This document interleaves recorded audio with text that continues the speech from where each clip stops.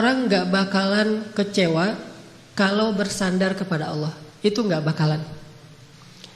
Bahkan kita bisa bilang mustahil.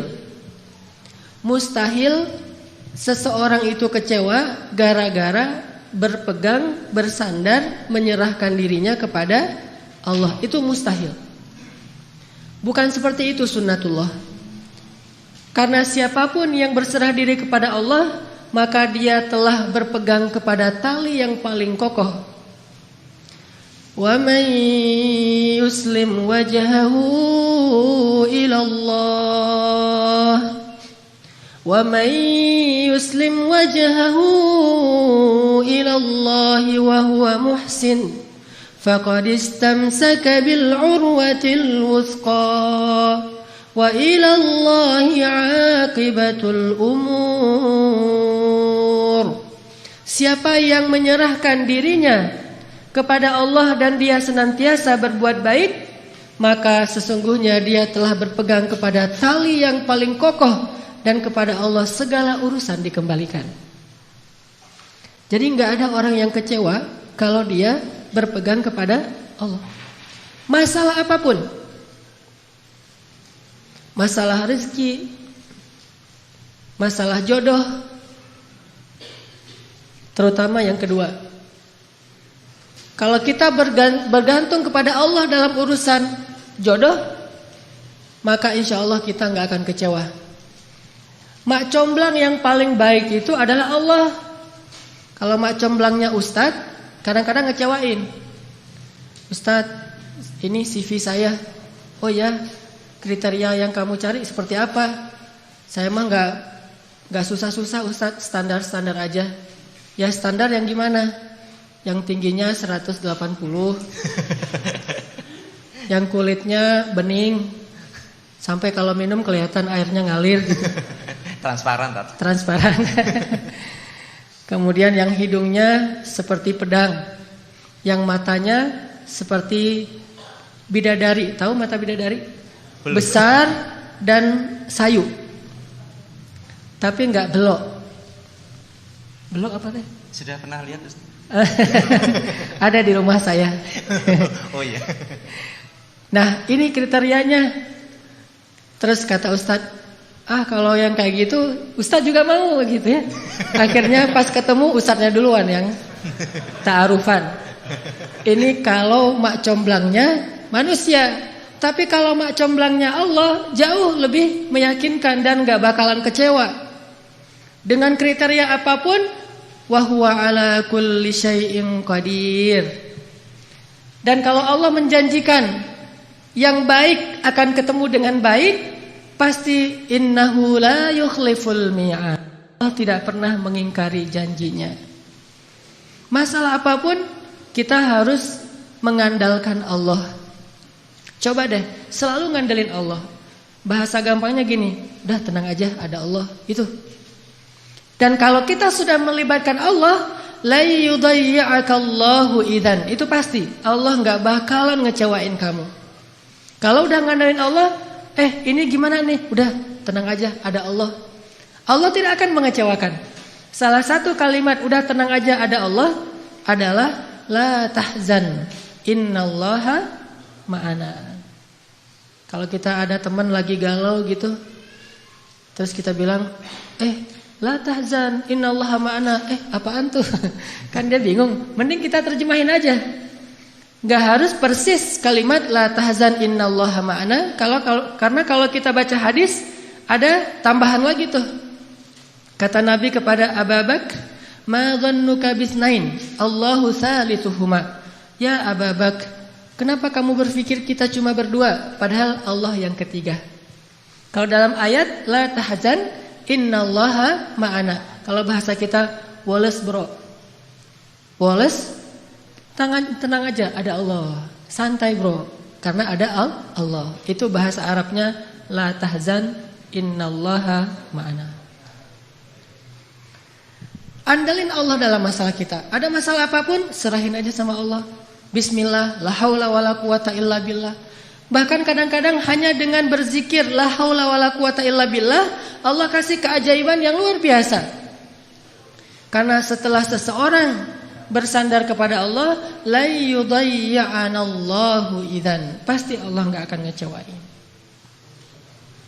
Coba teman-teman bayangin, Nabi itu udah ikhtiar habis-habisan.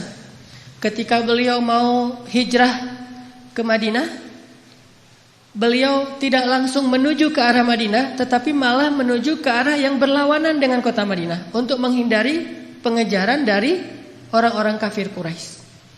Yang kemudian beliau menginap beberapa malam di dalam Gua Thur. Sebetulnya kalau mau disebut lebih pantas bukan gua, tetapi lubang. Karena kecil sekali. Dan kemudian beliau meminta tolong kepada keluarga Abu Bakar untuk membawakan makanan setiap hari, yang waktu itu dibawa oleh Asma bintu Abi Bakar yang sedang hamil 7 bulan. Naik turun gunung untuk bawa makanan kepada Rasulullah. Kemudian anak laki-laki Abu Bakar menghilangkan jejak dan mencari berita. Ikhtiar yang udah maksimal.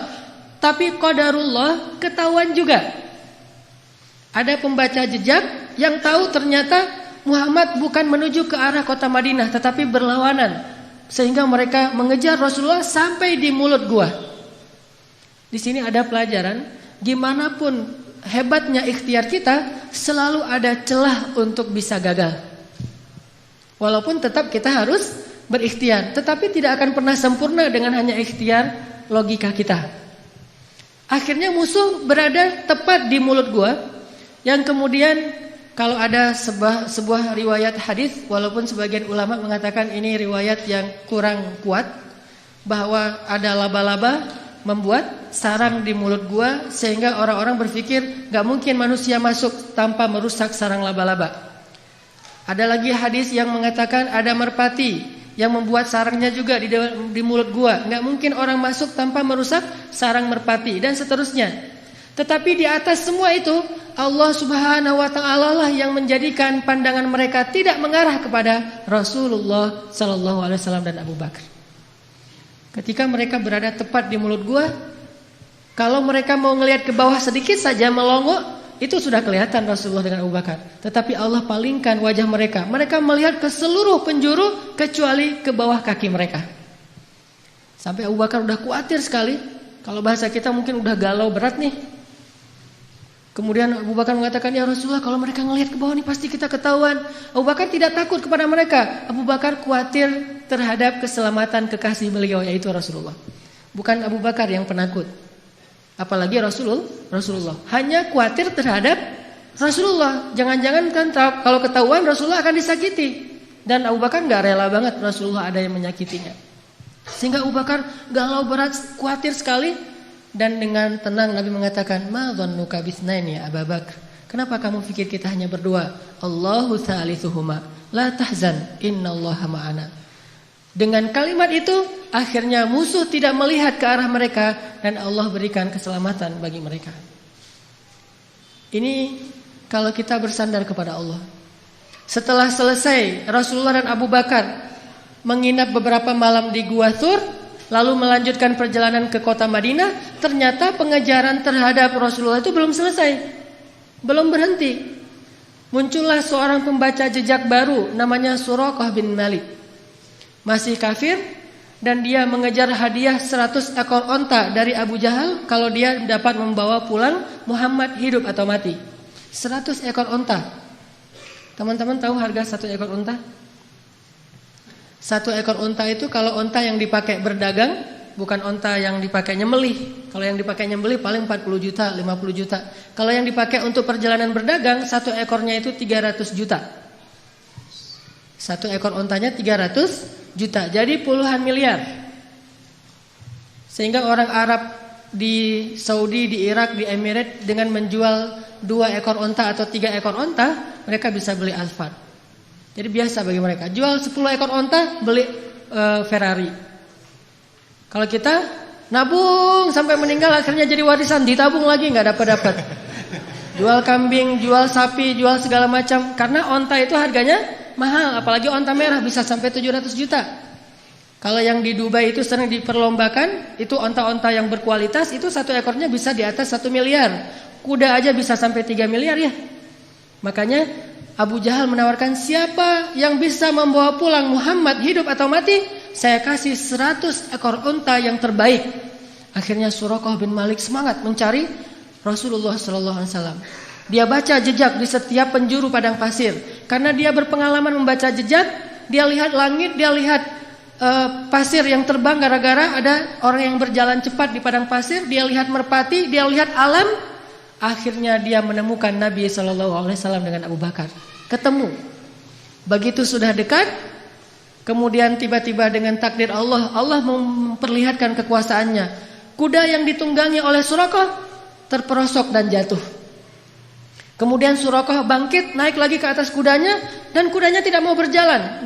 Kuda itu seperti melawan sehingga Suraqah jatuh sampai 3 kali. Allah ala kulli syai'in qadir. Serahin sama Allah. Akhirnya Suraqah berjalan kaki, enggak menyerah. Kudanya enggak mau jalan, dia enggak pundung, dia enggak menyerah. Akhirnya dia jalan kaki.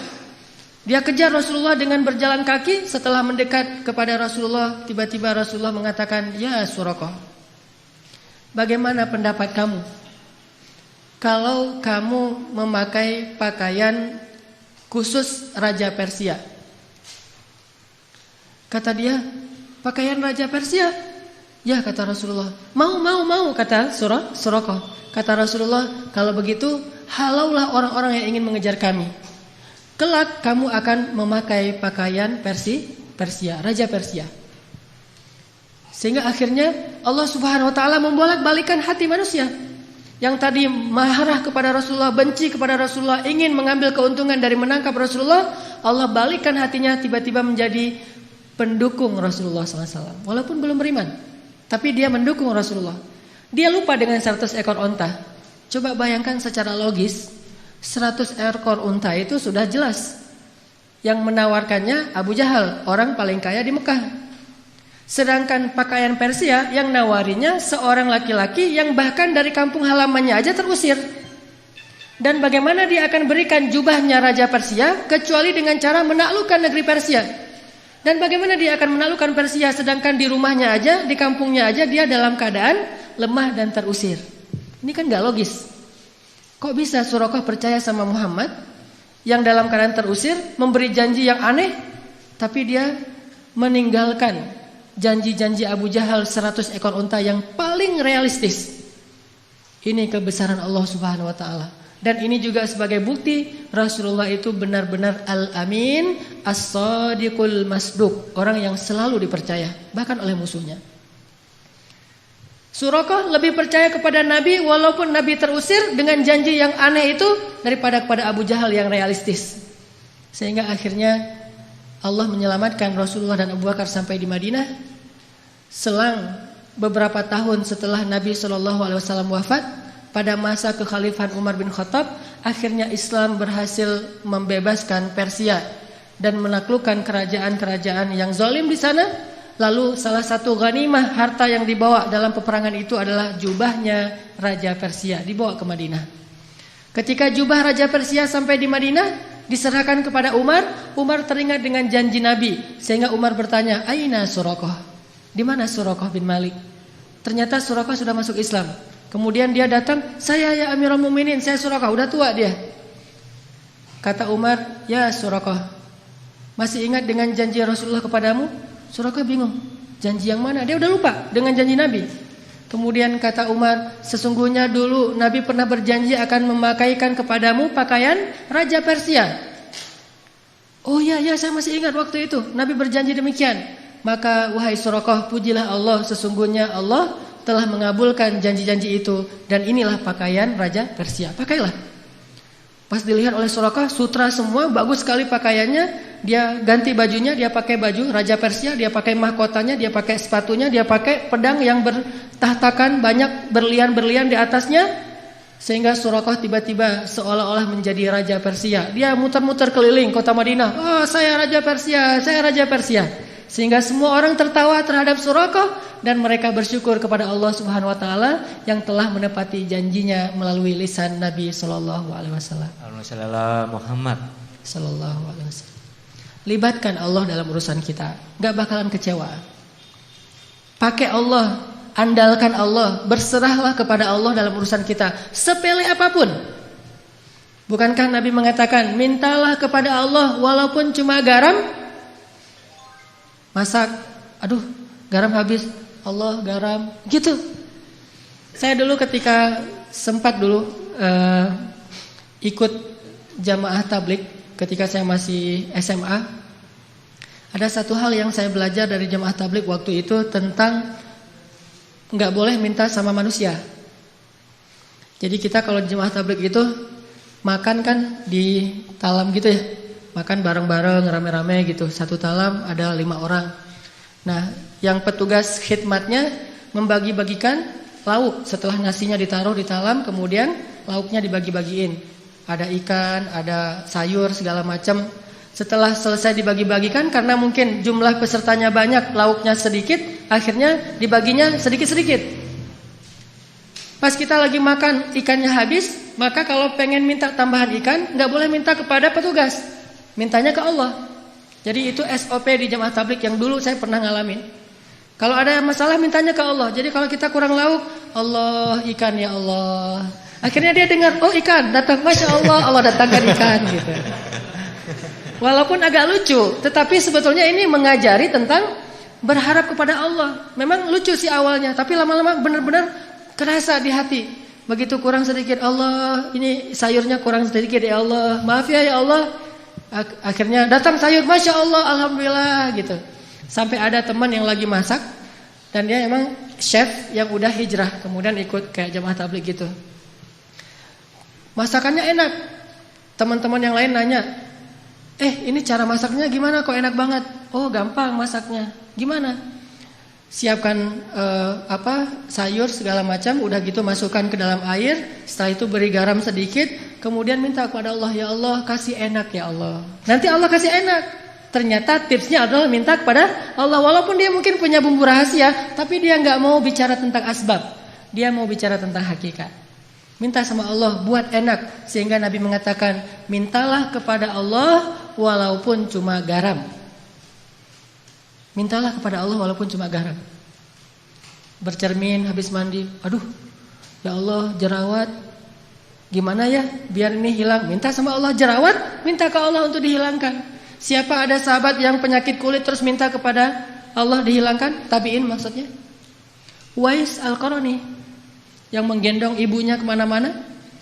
Dia punya penyakit kulit di seluruh tubuhnya. Terus dia berdoa, ya Allah hilangkan penyakit kulit saya, sembuhkan saya, kecuali sebagian kecil saja di bagian pusar. Jadi ada syarat buat dia dalam berdoa, hilangkan semuanya kecuali sebagian di perut. Kenapa? Supaya kalau saya lihat bekas sakit di perut ini, saya teringat dengan nikmat bahwa Engkaulah yang menyembuhkan. Tiba-tiba sembuh semuanya kecuali di bagian perut. Sehingga Nabi berkata, sesungguhnya sebaik-baik tabi'in adalah Uwais Al-Qarni. Padahal Nabi gak pernah ketemu Uwais, tapi tahu namanya dan memberi berita tentang dia. Ini mungkin satu-satunya tabi'in yang disebut namanya oleh Nabi. Gak ketemu tapi kenal. Mukjizat. Sebaik khairut tabi'in Uwais Al-Qarni. Sebaik-baik tabi'in Uwais Al-Qarni. Kalau kalian sempat temuilah dia, ciri-cirinya dia punya bekas penyakit kulit di perutnya. Dia orang yang tidak dikenal di negerinya. Dan mintalah doa dari dia, sesungguhnya doa Uwais tidak ditolak oleh Allah Subhanahu wa taala. Jadi masalah sepele apapun minta sama Allah. Makanya dalam Islam kita mengenal doa sehari-hari. Mau keluar, bismillahi tawakkaltu 'alallah, la haula wala quwata illa billah. Tambah dengan doa safar. Mau makan, bismikallahumma amutu wa ahya. Ya, salah. Jadi tidur gitu. Mau tidur ada doanya. Bahkan kalau Nabi baca doa tidur aja panjang banget tuh.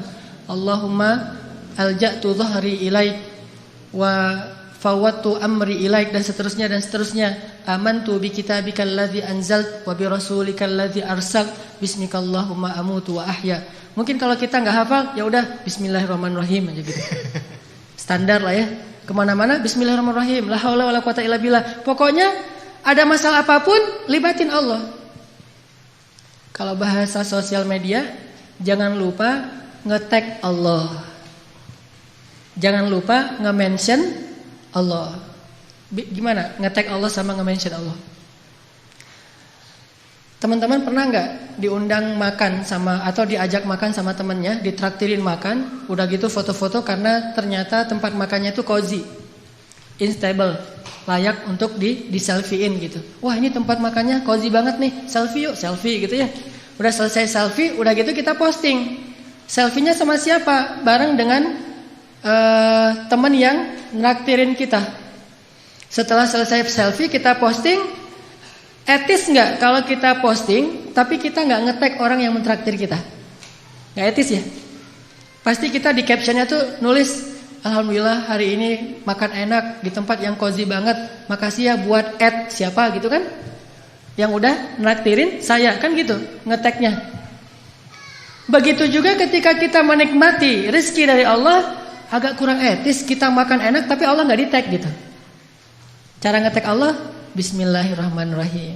Allahumma barik lana fima razaqtana. Alhamdulillahilladzi at'amana hada wa razaqnahu min ghairi haulin minna wala quwwah. Kita nge-tag Allah, ini nikmat dari Allah, ini nikmat dari Allah. Itu baru etis. Kita ngeposting banyak nikmat tapi Allahnya nggak di-tag. Ke manusia aja nggak enak, apalagi kepada Allah. Kalau nge-mention Allah, ada sesuatu yang indah, Masya Allah, Subhanallah, Allahu Akbar dan segala macam. Jadi setiap kali ngelihat sesuatu yang keren, kita mention. Kayak kita lagi ngelihat sesuatu yang viral di sosial media, akhirnya karena ini bagus banget videonya, inspiring, lucu, kece gitu, akhirnya kita mention ke teman kita, lihat yang ini, di mention @fulan, gitu kan ya. Maka setiap kali kita ngelihat sesuatu dari ciptaan Allah yang kece, yang keren, yang luar biasa, harusnya kita mention Allah, Masya Allah. Jadi kalimatnya tuh seolah-olah Masya Allah, Subhanallah, Alhamdulillah, aja terus. Karena kita ingin menghargai Allah. Ini artinya melibatkan Allah. Siapa yang melibatkan Allah dalam urusannya, maka Allah akan tambahkan kebaikan dan keberkahan. Fadhkuruni azkurkum ana inda dhanni abdi bi. Ingat aku ingat kalian, dan aku tergantung prasangka hambaku kepadaku. Coba teman-teman perhatikan ayat yang tadi kita baca di Al-Qasas, kisah Ibu Musa. Ini salah satu contoh orang gak bakalan kecewa kalau ngandelin Allah. Jadi ceritanya Fir'aun itu bikin peraturan, keputusan presiden, bahwa kalau Bani Israel melahirkan bayi laki-laki bakal dibunuh. Sejak ketahuan bayi laki-laki lahir, langsung diambil sama prajurit. Ada yang dibunuh di tempat dengan digorok, ada yang dibakar hidup-hidup, ada yang dibenamkan dalam pasir, ada yang dihanyutkan ke sungai. Bahkan yang lebih menyakitkan lagi, ada yang dijadikan sebagai makanan hewan-hewan peliharaan Fir'aun di istana. Harimau, singa, bayi-bayi Bani Israel. Yuzabbihuna abna'akum wa yastahyuna nisa'akum. Mereka membunuh bayi-bayi laki-laki kalian dan memperbudak perempuan-perempuan kalian. Dan itu ayatnya banyak sekali. Sampai setelah sekian tahun bayi laki-laki Bani Israel terbunuh terus, akhirnya Bani Israel ini kekurangan laki-laki. Karena kekurangan laki-laki yang bekerja di kuli-kuli bangunan segala macam sudah berkurang. Budak-budak sudah berkurang, yang kuat-kuat sudah nggak ada. Akhirnya Firaun mengubah kebijakannya, karena dia juga takut kehilangan budak. Orang Kipti itu nggak mau kerja. Orang Mesir asli namanya Kipti, bahasa Inggrisnya Egyptian. Tetapi Islam tidak mengenal Egyptian, hanya mengenal Misri. Makanya udkhulu Misra aminin, masuklah Mesir, bukan masuklah Egypt. Kalau dalam Al-Quran, Mesir itu tidak disebut Egypt. Kenapa orang Inggris nyebutnya Egypt? Karena ingin menghilangkan sejarah Islam dan mengambil sejarah Fir'aun, bahwa yang tinggal di sana itu suku Kipti atau Egyptian. Orang Egyptian ini, orang Kipti ini malas bekerja, terbiasa santai gitu. Sehingga kalau ada masalah mereka tidak bisa ngandelin diri mereka sendiri, selalu mengandalkan Bani Israel. Akhirnya Fir'aun mengubah kebijakannya. Yang tadi semua bayi dibunuh, sekarang kebijakannya berubah. Setahun boleh melahirkan anak laki-laki, tahun berikutnya nggak boleh. Jadi selang-seling. Dan qadarullah, Harun lahir di tahun bolehnya lahir anak laki-laki. Makanya nggak ada kisah Harun dikejar-kejar sama tentara. Dia aman. Begitu dia lahir, oh ini tahun yang boleh lahir anak laki-laki, tumbuh tanpa ada ancaman. Kakaknya Musa. Sedangkan Musa lahir di tahun nggak boleh lahir anak laki-laki. Sehingga saat Musa lahir, ibunya langsung bingung, ini bagaimana menyelamatkan bayi ini. Saya nggak rela kalau bayi ini dibunuh. Ini bayi punya aura yang luar biasa, lebih daripada kakaknya Harun, padahal dua-duanya nabi. Akhirnya Allah ilhamkan kepada Ibu Musa lewat mimpinya. Kemudian Ibu Musa konsultasi dengan ulama-ulama Bani Israel, dan ternyata mimpi itu benar. Dia disuruh menghanyutkan Musa ke sungai Nil. Ini tidak logis. Tetapi tidak butuh logis kalau yang menyuruhnya Allah Subhanahu wa taala. Gak harus logis kalau yang menyuruhnya Allah, karena logika atau hukum ilmiah itu adalah ciptaan Allah. Allah bisa melakukan sesuatu dengan hukum ilmiah atau tidak dengan hukum ilmiah, atau bahkan bertentangan dengan hukum ilmiah. Seorang lahir tanpa ayah, tanpa ibu, Adam. Atau tanpa ayah hanya punya ibu, Isa. Atau bahkan seekor onta lahir bukan dari induknya tapi dari batu, untanya Nabi Shalih. Allah bisa melakukan sesuatu sesuai dengan hukum ilmiah, bertentangan dengan hukum ilmiah, atau tidak seperti hukum ilmiah. La haula wala quwata illa billah. Sehingga akhirnya setelah diyakinkan oleh banyak ulama, banyak kiai-kiai Bani Israel, Bu, hanyutkan bayinya ke sungai Nil, serahkan sama Allah, udah biarin aja Allah yang ngurus. Tapi nanti kalau hanyut gimana? Nanti kalau dimakan kuda Nil gimana? Nanti kalau sampai ke Sudan, kan Nil itu panjang ya, melintasi dua negara, Mesir dan Sudan. Tapi kemudian diingatkan lagi, Allah tidak akan mengecewakan. Bukankah Allah mengatakan, kami pasti akan mengembalikannya kepadamu wahai Ibu Musa? Maka la tahzani, jangan khawatir wahai Ibu Musa. Udah gak usah khawatir. La takhafi wa la tahzani, jangan takut, jangan sedih. Jadi kalau kita udah benar-benar bersandar sama Allah, hilang rasa takut yang berlebihan, galau yang berlebihan itu hilang. Jadi orangnya santai, udah tenang aja, ada Allah. Akhirnya Ibu Musa menghanyutkan bayinya ke sungai Nil dengan sebuah tabut kayak keranjang gitu. Dan Allah punya skenario yang sangat unik. Yang tadi dihanyutkan ke sungai Nil, menghindar dari Fir'aun, ternyata justru Allah membelokkan keranjang itu masuk ke sebuah selokan yang membawanya ke arus tempat pemandian keluarga Fir'aun. Jadi dihindarkan dari Fir'aun, malah didatangkan kepada Fir'aun. Ini unik skenario Allah. Makanya gak harus logis untuk taat. Taat aja, ntar Allah memberikan kita pemahaman. Logika manusia butuh waktu untuk memahami maksud Allah. Al-Quran aja dibuktikan secara ilmiah kadang-kadang setelah 1000 tahun. Marajal bahraini yaltaqiyan bainahuma barzakhul la yabghiyan. Mungkin para sahabat dulu bingung, mana ada dua laut yang bertemu tapi tidak bercampur. Apakah gara-gara belum bisa difahami, belum logis lantas dibantah? Logika kita itu loadingnya lambat. Butuh waktu 1000 tahun hanya untuk membuktikan kebenaran satu ayat. Coba kalau belum terbukti kita gak beriman, butuh 1000 tahun. Usia kita cuma 60 tahun. Maka katakan saja sami'na wa ata'na, serahin sama Allah. Allahu a'lam, wallahu ya'lamu wa antum la ta'lamun. Allah tahu, kalian gak tahu. Malah masuk ke dalam selokan yang membawa Musa kepada keluarga Firaun. Ditemukan sama dayang-dayang. Pas dibuka kotaknya ternyata ada bayi yang sehat, yang luar biasa auranya. Semua orang yang lihat pasti jatuh hati kepada bayi ini. Dibawa masuk ke istana, diserahkan kepada istri Firaun. Langsung istri Firaun jatuh hati. Dan qadarullah, waktu itu istri Firaun belum punya anak, sehingga sangat menginginkan anak laki-laki. Dan ini yang paling keren nih. Apa kata istri Firaun? Qurratu ainin li walak. Anak ini menyejukkan hati saya dan hatimu wahai Firaun. Apa kata Firaun? Laki la liya. Menyejukkan hatimu, hati saya tidak, kata Firaun. Dari sejak awal juga mereka udah musuhan. Musa juga ngelihat Firaun. Ntar lihat aja. Dari bayi. Cerdas ini bayi. Jadi dari bayi juga udah tahu, ini bakalan musuh saya. Dan itu sahih beritanya. Apa sahihnya? Sampai suatu malam ketika Asyah gendongin Musa ngeklek gitu ya, ketawa sama Asyah, sama istri Firaun, ibu angkatnya. Sedangkan Firaun dari kejauhan dia aja gak mau dekat-dekat. Karena Firaun tahu bahwa ini bayi Bani Israel yang dilempar ke sungai Nil gara-gara takut dibunuh. Dia gak rela. Cuman karena dia terlalu sayang sama istrinya yang cantik dan tidak punya anak, dia sabar. Nanti kalau udah gede bakalan dibunuh. Itu rencana Firaun. Sehingga akhirnya Asyah bilang pada Firaun, ya Azizi, itu panggilan Firaun dari istrinya. Wahai suamiku tercinta, ya Azizi, coba kamu gendong bayi ini, dia lucu loh. Kamu selama ini mungkin belum pernah coba aja, coba gitu. Diantarkan kepada Firaun. Kata Firaun, moh gitu ya. Bahasa Arabnya moh. Enggak gitu. Enggak, kamu coba aja. Akhirnya karena dipaksa sama istrinya, dia pegang sama Firaun. Begitu dipegang, Musa yang tadi ngeklek, ketawa, tiba-tiba cemberut.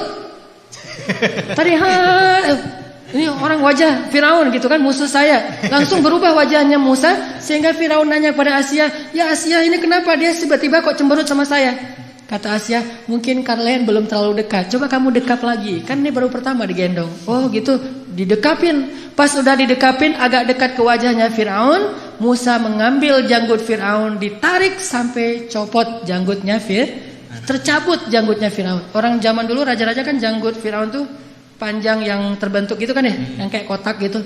Itu ditarik sama Musa, banyak dari janggut-janggut Firaun itu sampai tercabut, rontok dan mengeluarkan darah, sehingga Musa dilempar oleh Firaun karena Firaun marah kepada Musa. Dari kecil juga mereka udah musuhan. Dan Musa itu dari kecil juga lebih daripada Hercules, udah punya kekuatan. Nabi paling kuat tuh Musa. Pas dilempar, akhirnya Asia sedih mengambil bayinya, didekap, Musa nangis seperti bayi biasanya. Firaun mengatakan, besok akan saya bunuh nih bayi. Ternyata dia benar nih, seperti dalam mimpi saya. Anak ini yang sepertinya akan mengganggu kekuasaan saya. Besok harus saya bunuh. Kata Asia, jangan, dia kekasih saya, jangan segala macam. Sekarang Firaun sudah murka. Akhirnya diumumkanlah ke seantero Mesir bahwa besok dia akan membakar hidup-hidup seorang bayi Bani Israel di depan orang banyak sebagai pelajaran. Terkumpullah orang di lapangan besar di depan istana. Pada subuh hari itu Allah memberi ilham kepada Asia sebuah ide. Begini cara Allah menolong hambanya. Ketika mau dibunuh oleh Firaun, Asia bilang gini, wahai Azizi, saya ingin sebelum engkau menyakiti anak ini, kita buktikan dulu kejadian semalam itu murni karena memang dia sadar atau karena dia gak ngerti, anak kecil. Kalau dia nggak ngerti, maafkanlah dia, namanya juga anak kecil. Tapi kalau dia sadar karena emang dia seperti mimpimu, maka silahkan kamu bunuh. Gimana cara ngebuktiinnya? Kata Asia, letakkan bayi ini di tengah, terus di sebelahnya ada bara api, sebelah lagi ada roti dan madu. Bayi ini sudah bisa merangkak. Kalau dia menuju kepada bara api dan memakan bara api itu, berarti dia bayi yang nggak tahu apa-apa. Maafkanlah dia. Tapi kalau dia menuju ke madu dan roti, berarti dia bayi yang sudah mengerti. Silahkan kamu bunuh dia. Ini mengambil resiko. Dan ini hanya satu-satunya cara terakhir untuk menyelamatkan Musa. Karena dipikir oleh Firaun logis juga, ya sudah, kita coba. Taruh Musa di tengah, bara api di sebelahnya, kemudian roti di sebelahnya.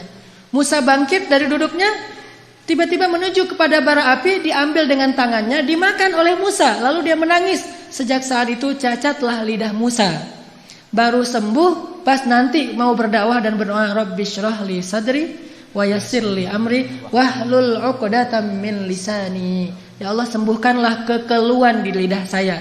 Itu keluh gara-gara waktu bayi makan bara api. Tapi gara-gara makan bara api, akhirnya Firaun sadar, nih bayi emang gak ngerti apa-apa. Salah dia kalau menarik janggut saya itu karena emang dia gak ngerti. Akhirnya dibebaskan dan Musa bisa tinggal dan selamat. Begitu cara Allah menyelamatkan. Kita balik lagi ke adegan tadi, ditemukan oleh Asia. Hari pertama ditemukan, Musa nangis di istana karena haus. Udah dari sejak tadi belum minum ASI. Karena haus, akhirnya istana membuat semacam audisi menyusui.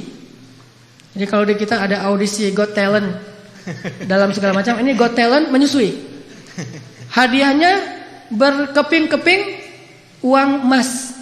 Siapa yang bisa menyusui bayi istana akan diberikan harta yang sangat banyak. Sehingga banyak ibu-ibu yang ikut audisi, pengen mendapatkan golden ticket.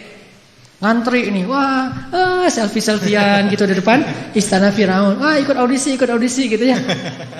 Datang menyusui. Gagal yang satu, gagal aja terus. Kalau dalam bahasa sekarang, kalau aku sih yes, nggak tahu Mas Anang gitu ya. Gagal aja, nggak ada yang lulus audisi. Ternyata di baris terakhir dari antrian itu ada mbaknya Musa yang nggak disebutkan namanya. Jadi keluarga Musa ini ada 3 orang soleh. kakaknya Harun, kemudian mbaknya yang nggak disebutkan namanya, kemudian Musa. Ini tiga-tiganya anak-anak yang soleh-soleha. Mbaknya Musa tadi ditugaskan oleh ibunya mencari berita tentang adiknya, tentang bayi Musa. Mbaknya ikut antrian, padahal masih ABG, tapi pengen nyusuin, kan ini agak aneh nih. Sehingga pengawal bilang, kamu mau ngapain? Mau ikut audisi. Lah, ini untuk orang yang sudah punya anak, tetapi saya bisa menawarkan orang yang baik untuk bisa menyusui bayi itu. Setelah debat panjang, akhirnya ikut juga. Ternyata ini yang lulus audisi. Kalau aku sih yes gitu. Apa kata dia kepada keluarga Firaun? Maukah kalian saya tunjukkan keluarga yang bisa menyusui dan berlaku baik kepada anak ini? Kata Asia, ya sudah bawa mereka ke sini. Kalau mereka bisa, nanti saya kasih hadiah yang banyak. Pulang langsung si mbaknya Musa lari ke rumah, mak gitu.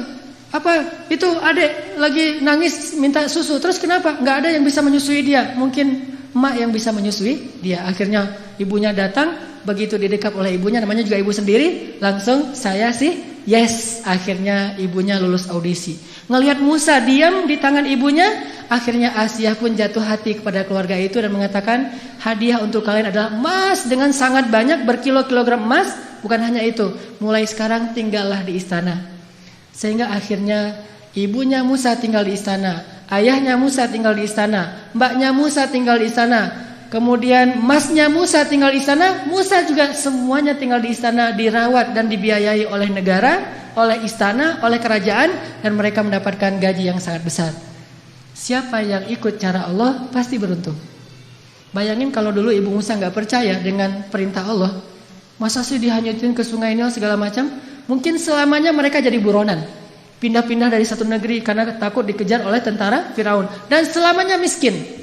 Tapi karena dia ikut cara Allah, wa may yattaqillaha yaj'al lahu makhraja wa yarzuqhu min haitsu la yahtasib. Wa may yattaqillaha yaj'al lahu min amrihi yusra.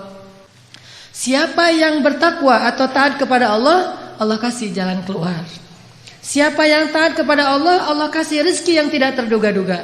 Siapa yang taat kepada Allah, Allah mudahkan setiap urusannya. Keep the faith, as-siqah billah, percaya deh sama Allah. Nggak ada modal Ustadz, pengen nikah, ada Allah. Sehingga pas datang ngelamar, ada apa dek? Ini pak, saya mau melamar putri bapak. Emang adik punya modal apa? Allah. Wah, itu berat tuh. Nolaknya juga berat. Waduh, ini pakai bawa-bawa Allah lagi gitu kan ya? Ya sih Allah, cuman yang kelihatan apa kan? Allah nggak kelihatan gitu ya. Ya walaupun nggak kelihatan, Allah lebih pasti pak. Wa huwa ala kulli syai'in qadir. Bapak hafal surat Al-Muluk, jadi ceramah gitu.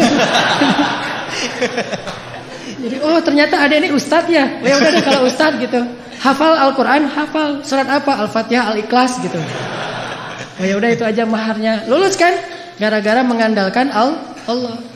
Kalau perlu hafal beberapa ayat jitu masalah itu. Kalau mereka fuqara, asa ayyughniyahumullah.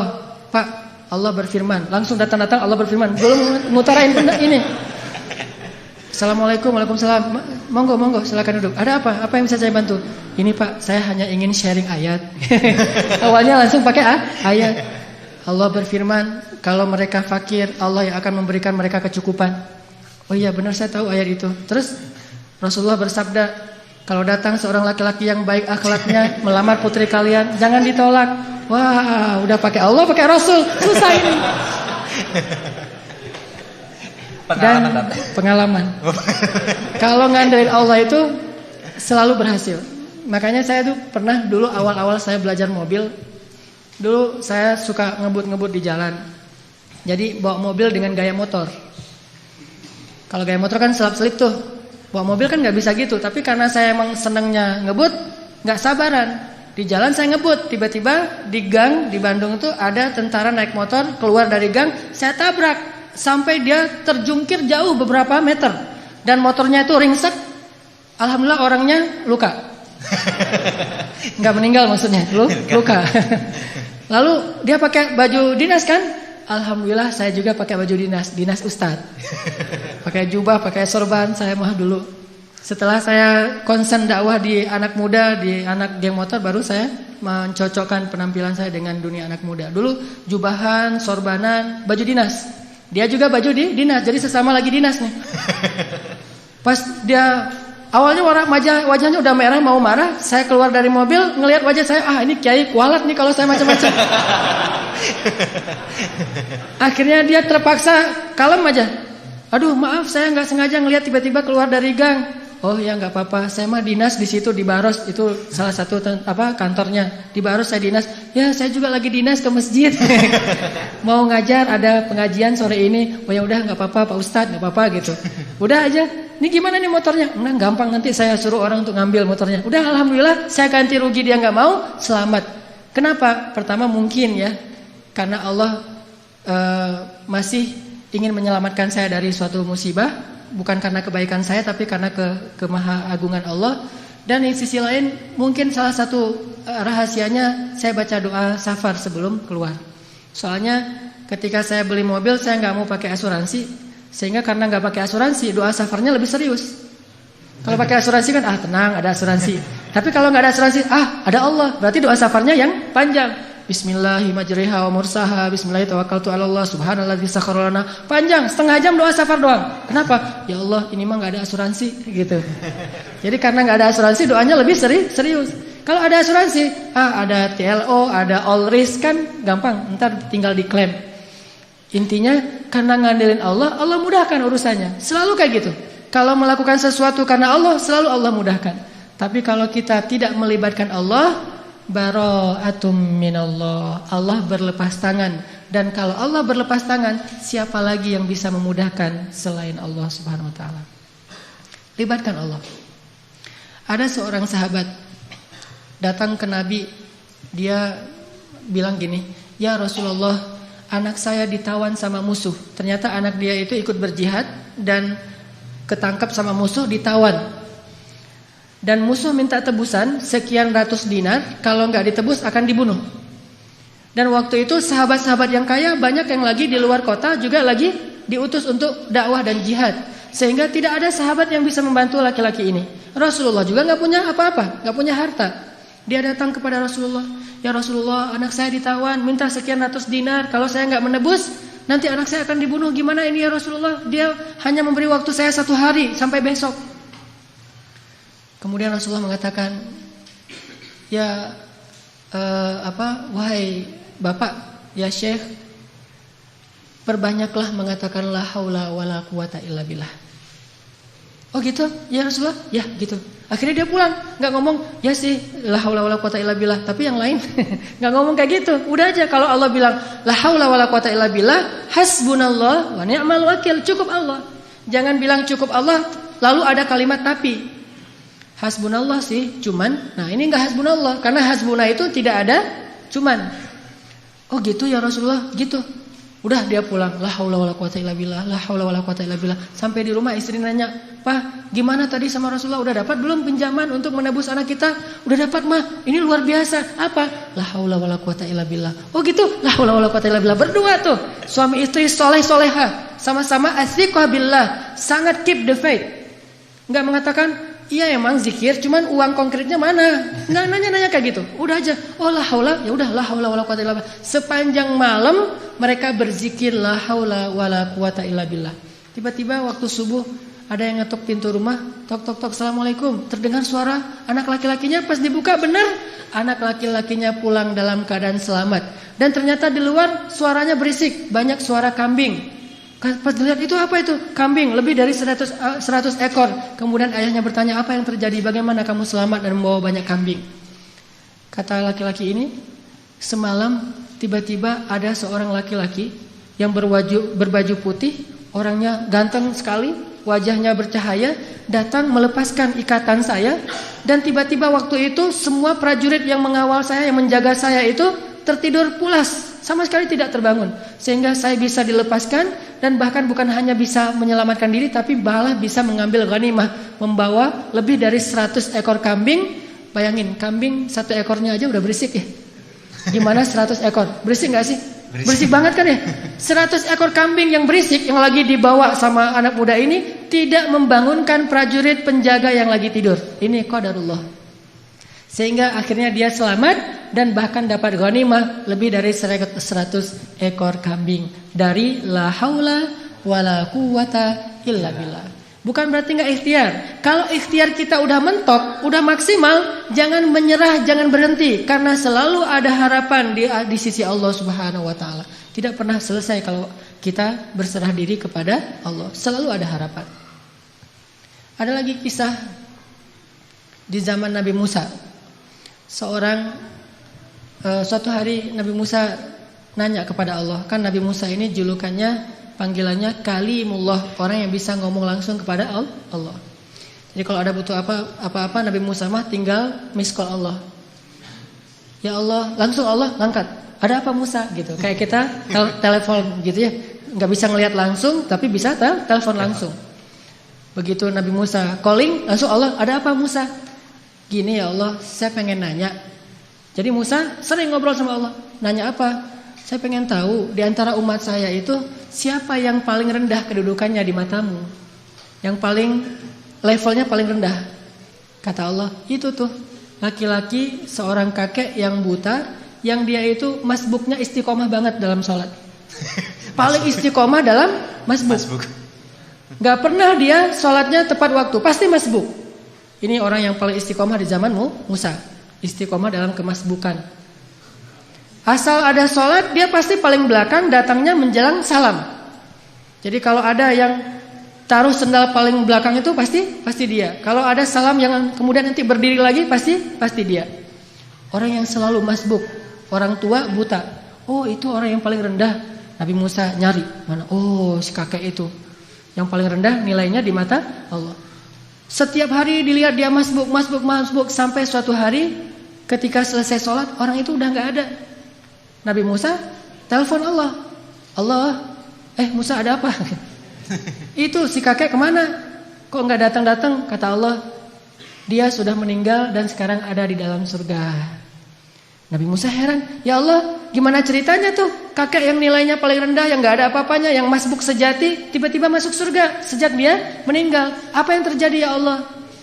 Allah bilang, ya Musa, suatu hari ketika kakek ini keluar dari masjid, dari tempat ibadah, dia jalan kemudian kesesat gara-gara dia buta, sampai di sebuah tanah yang lapang.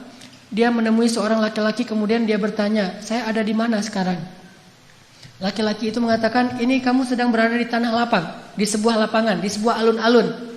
Kemudian kakek ini mengatakan, tidak, sesungguhnya rahmat Allah lebih luas daripada segalanya.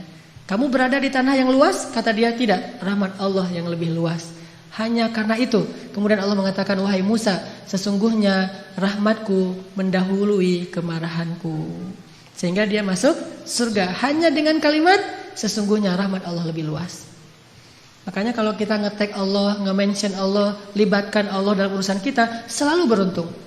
Bayangin sekedar mengatakan subhanallahi wa bihamdi subhanallahil azim, langsung Allah sediakan pohon-pohon kurma yang sangat banyak di dalam surga. Begitu kita baca la haula wala quwata illa billah, Allah sediakan kunuz, harta yang ditaruh di dalam sebuah box yang sangat besar, disimpan di bawah arasy Allah Subhanahu wa taala. Mudah sekali. Karena kalau kita melibatkan Allah, yuridullahu bikumul yusra wa la yuridu bikumul usra. Salah kalau orang bilang, aduh enggak usah bawa-bawa Allah lah, jadi susah. Enggak. Justru kalau kita bawa-bawa Allah jadi mudah. Karena Allah itu pada dasarnya pengen memudahkan kita, enggak pengen nyusahin kita. Yuridullahu bikumul yusra wa la yuridu bikumul usra. La yukallifullahu nafsan illa wus'aha. Sampai ketika turun ayat ittaqullaha haqqa tuqatih, bertakwalah kepada Allah sebenar-benar takwa. Para sahabat kemudian ngeluh, ya Rasulullah, kami enggak sanggup kalau sebenar-benar takwa. Terus gimana? Turun lagi ayat di surat At-Taghabun, fattaqullaha mastata'tum. Kalau enggak bisa sebenar-benar takwa, ya udah bertakwa semampu kalian aja. Coba lihat. Allah memudahkan urusan hambanya, sehingga kalau kita melibatkan Allah, maka insya Allah Allah akan memudahkan urusan kita. Kisah lagi, mungkin ada 2 atau 3 kisah lagi, bukti bahwa kalau kita melibatkan Allah itu mudah. Ada seorang nenek di zaman Nabi Musa, sudah menikah sekian puluh tahun belum dikaruniai anak. Datang kepada Nabi Musa, "Ya Nabi Allah, ada apa nek? Saya mau minta tolong. Ya, saya itu udah nikah sekian tahun tapi belum dikaruniai anak. Sedangkan engkau bisa bicara langsung dengan Allah. Boleh enggak saya minta tolong? Minta dong ke Allah, ya Allah beri saya satu orang anak saja." "Oh, baik nek, nggih," gitu kata Nabi Musa. Telepon, "Ya Allah." Allah bilang, "Ada apa Musa?" "Ini nih, ada nenek-nenek minta diberikan anak satu orang aja katanya, karena dia tidak punya keturunan." Apa kata Allah? "Ya Musa, bilang kepada nenek itu bahwa takdirnya dia tidak akan punya anak. Itu sudah takdir." Kemudian Nabi Musa bilang, "Nek, sabar ya." Kata Allah, "Oh ya, udah ada jawaban dari Allah, udah ada. Gimana jawabannya?" "Takdir nenek mah gak akan punya anak." "Oh gitu, ya sudah, assalamualaikum." Waalaikumsalam, pulang. Sepanjang jalan sampai di rumah dia mengatakan, "Ya Rahim, ya Rahim, memang takdir saya tidak akan punya anak, tetapi engkau Maha Rahim, beri saya anak ya Rahim." Jadi dia ngeyel gitu. Terus saja minta sama Allah dengan bahasa yang lembut, "Ya Rahim, ya Rahim." Besok datang lagi ketemu Nabi Musa, "Assalamualaikum." Waalaikumsalam. "Nenek yang kemarin, ada apa nek?" gitu. Sama Nabi Musa masih yang kemarin gitu. "Apaan?" "Minta dong ke Allah lagi supaya dikasih anak." "Lah kan udah kemarin katanya takdirnya gak akan punya anak." "Ya siapa tahu sekarang berubah." Ini nenek nih, sikoh billah, yakin banget sama Allah. Karena gak mau ngecewain, walaupun Nabi Musa juga udah tahu takdirnya kayak gitu. Ya udah, Nabi Musa telepon lagi, "Ya Allah, ini si nenek yang kemarin." "Oh ya Musa, jawab aja kayak kemarin." Gitu. "Oh dia gak akan punya anak." "Nek, saya bilang juga apa? Takdirnya nenek gak akan punya anak. Udah bersabar aja." "Oh gitu ya. Ya udah, assalamualaikum." Waalaikumsalam. "Ya Rahim, ya Rahim." Terus aja gitu. Datang lagi nenek yang sama, "Nek, sama jawabannya." Belum ngomong juga udah dikasih tahu jawaban. Tapi kata nenek, "Coba minta lagi, mudah-mudahan Allah udah mau ngasih sekarang." "Ya Allah, nenek yang kemarin datang lagi, wahai Musa, takdirnya gak akan punya anak. Nek, memang udah takdirnya kayak gitu.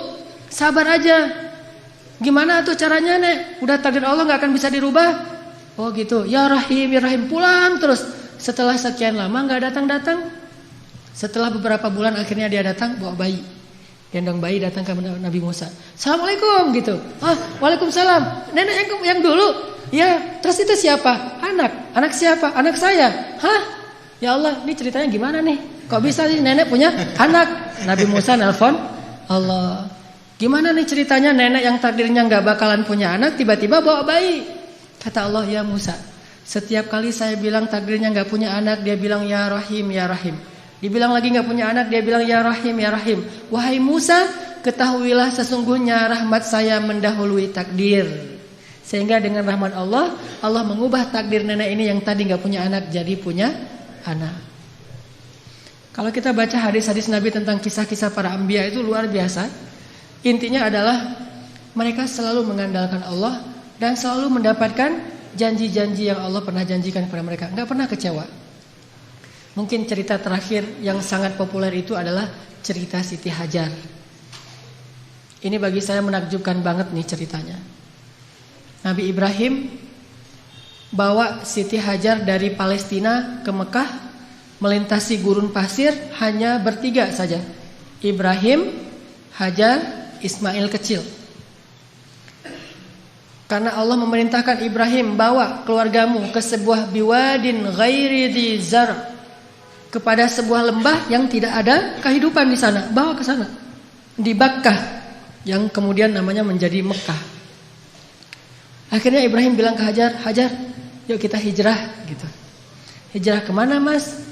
Hajar gak nanya-nanya hijrah kemana. Udah aja, "Oh hijrah, ya sami'na wa ata'na." Dibawa gitu jalan kaki melintasi padang pasir. Berhenti sebentar di rest area, makan, minum seadanya, lanjut lagi. Gak pernah nanya, "Mas ini kemana sih kok gak sampai-sampai?" Gak pernah Hajar nanya kayak gitu. Atau gak pernah juga dia bilang, "Mas turunin saya aja di mall itu nanti dijemput lagi." Gak ngomong nurunin di mall mana, di rest area mana, di masjid mana, ntar kalau udah beres urusannya baru jemput lagi. Gak, sami'na wa ata'na. Ini istri soleha banget. Ikut aja gimana kata suami. Sampai udah di lembah yang tandus, baru Ibrahim mengatakan, "Ya Hajar, disinilah tempat yang dijanjikan. Tinggallah kita di sini." "Ya siap, sami'na wa ata'na." Tinggal bikin tenda kecil untuk bayinya. Hari kedua setelah tinggal di situ baru Ibrahim bilang, "Ya Hajar, saya akan kembali ke Palestina. Tinggallah kalian di sini." Baru setelah sekian lama Hajar diam, kali ini Hajar udah gak kuat untuk diam. Baru dia nanya, "Ya Ibrahim, engkau tinggalkan kami di sini bersama seorang bayi dan tidak ada siapa-siapa, bahkan air dan kehidupan pun tidak ada di sini, wahai Ibrahim. Bagaimana engkau akan tinggalkan kami?" Ibrahim gak tega untuk menjawab. Akhirnya Ibrahim pergi aja tanpa berbicara. Karena Ibrahim pergi, akhirnya Hajar mengganti pertanyaannya. Dan pertanyaan kedua ini lebih benar dari pertanyaan pertama. Kalau pertanyaan pertama, "Gimana engkau meninggalkan kami sendiri?" Pertanyaan yang keduanya adalah Hajar tanya kepada Ibrahim, "Ya Ibrahim, Allahu amaraka bihadza? Apakah Allah yang menyuruhmu melakukan ini?" Ibrahim mengangguk, "Ya, ini perintah Allah." Apa kata-kata Hajar? "La yudayyi'anallahu idzan." Kalau begitu, pergilah wahai suamiku, Allah tidak akan mengecewakan kami. Ini namanya keep the faith. Kalau udah libatin Allah, berubah semuanya. Kalau tadi khawatir, galau, sedih, takut, tapi begitu nanya, "Allahu amaraka bihadza?" Yang menyuruh kamu melakukan ini wahai Ibrahim? Ya, kata Ibrahim, "La yudayyi'anallahu idzan." Kalau gitu, pergilah wahai suamiku, Allah tidak akan mengecewakan kami. Jadi kalau ada suami pergi tiba-tiba, "Kemana mas?" Itu pertanyaannya salah, nggak usah dijawab. Tapi kalau nanyanya, "Mas, ini Allah yang nyuruh." "Ya, oh pergi aja." Nggak apa-apa juga sebulan, setahun, Allah tidak akan mengecewakan kami. Kemana ternyata? Ikut taklim, ikut mungkin ada itikaf di mana. Kalau Allah yang nyuruh, maka istri akan tenang. Tapi kalau bukan Allah yang nyuruh, "Ini kenapa mas kok pergi?" Allah yang nyuruh, bukan tuntutan sosial media. Ada yang lagi harus saya selesaikan, ada yang jadi selebgram, saya pengen deketin. Nah, ini baru namanya perlu khawatir. Tapi kalau Allah yang nyuruh, insya Allah aman. Pergilah wahai Ibrahim, Allah gak akan ngecewain kami.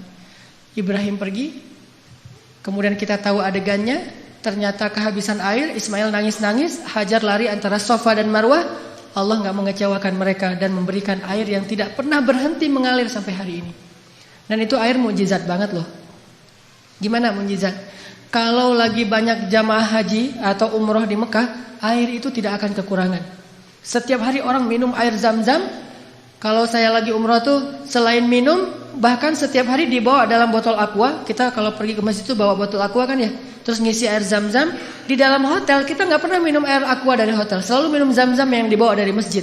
Bayangin, dalam sehari 5 kali orang membawa air Zam-Zam setiap waktu sholat. Dan jumlah jamaahnya itu bisa sampai 3 juta kalau musim haji. Lalu ketika mereka pulang, mereka membawa minimal 5 liter air Zam-Zam di seluruh dunia. Sebanyak 3 juta orang. Air Zam-Zam tidak mengering, keluar sebanyak-banyak yang dibutuhkan. Tapi begitu haji selesai, umrah belum dibuka,